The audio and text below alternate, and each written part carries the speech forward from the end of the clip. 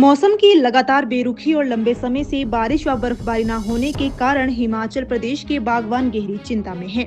प्रदेश की खेती और बागवानी मुख्य रूप से वर्षा पर निर्भर है। ऐसे में लगातार सूखे हालात ने किसानों और बागवानों की मुश्किलें बढ़ा दी है। बागवानों का कहना है कि बीते 3 महीनों से बारिश न होने के कारण जल स्रोत सूखने लगे हैं और नए प्लांटेशन का कार्य भी प्रभावित हुआ है। पहाड़ी क्षेत्रों में सिंचाई के सीमित साधन होने से स्थिति और गंभीर बनी हुई है। लंबे सूखे का असर सेब सहित अन्य फलों की पैदावार पर भी पड़ने की आशंका जताई जा रही है। बागवानों का कहना है कि यदि मौसम ने जल्द करवट नहीं बदली तो आने वाले समय में नुकसान और बढ़ सकता है। राजस्व एवं बागवानी मंत्री जगत सिंह नेगी ने बताया कि बागवानी क्षेत्र में बड़ी संख्या में पौधे पहले ही खरीदे जा चुके हैं। जहां सीमित जल स्रोत उपलब्ध है वहां किसी तरह रोपण किया जा रहा है, लेकिन कई क्षेत्रों में पानी की भारी कमी है।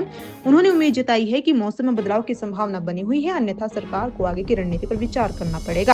खेती करने की बात है तो लंबा स्पेल हमारा ट्राई किया है, फिर भी जो है हॉर्टिकल्चर में काफ़ी प्लांट्स अभी तक लोगों ने खरीदे हैं और जो उनके पास थोड़ा बहुत कहीं पानी का सोर्स है उससे जो है ये प्लांटेशन में लगे हुए हैं, पर इसके ऊपर प्रभाव जरूर पड़ा है।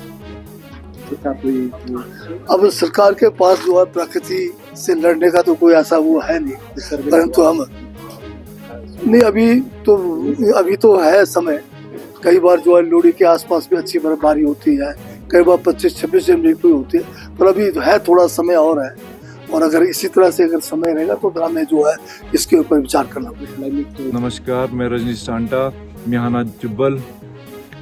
सर पहले मेरे पीछे देखिए आप, अंधेरा ही अंधेरा है। तो सर जितना धुआं होगा सर बारिश कहाँ से होगी? टेम्परेचर कितना डाउन चल रहा है और आपका बारिश हो नहीं रही, बादल बन नहीं रहे, आसमान पूरा नीला है एकदम। तो बारिश का मतलब कि बहुत मुश्किल है जब तक हम इस धुएं को अवॉइड नहीं करेंगे, और तो बारिश के बहुत कम चांस हो जाएगी।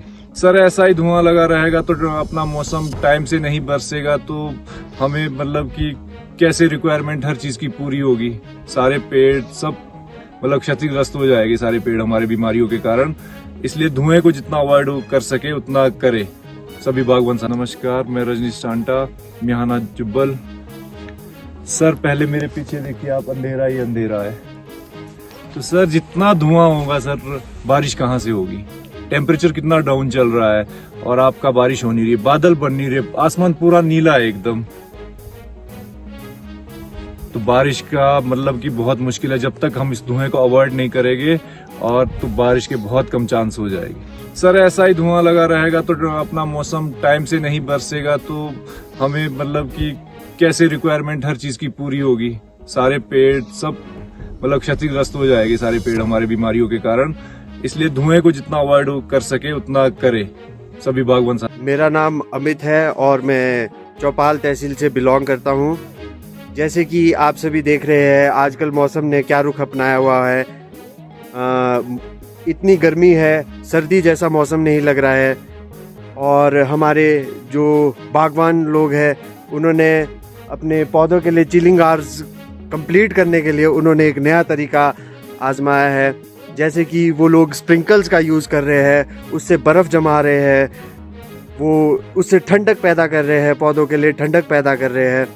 और जैसे कि बागवान भाई अपने बगीचों में जैसे आग जला रहे हैं, मेरा उन सभी से अनुरोध है कि कृपया ये आग ना जलाए। इससे धुएं से हमें गर्मी हो रही है।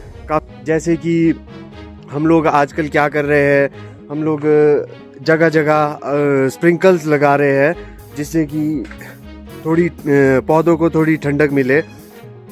हमारे एरिया में काफ़ी लोग ऐसा एक एक्सपेरिमेंट टाइप कर रहे हैं जिससे कि शायद हमें लगता है शायद कुछ चिलिंग आवर्स कंप्लीट हो जाए। बाकी देखते हैं आगे मौसम क्या रुख अपना रखता है। धन्यवाद। मेरा नाम अमित है और मैं चौपाल से बिलोंग करता हूँ।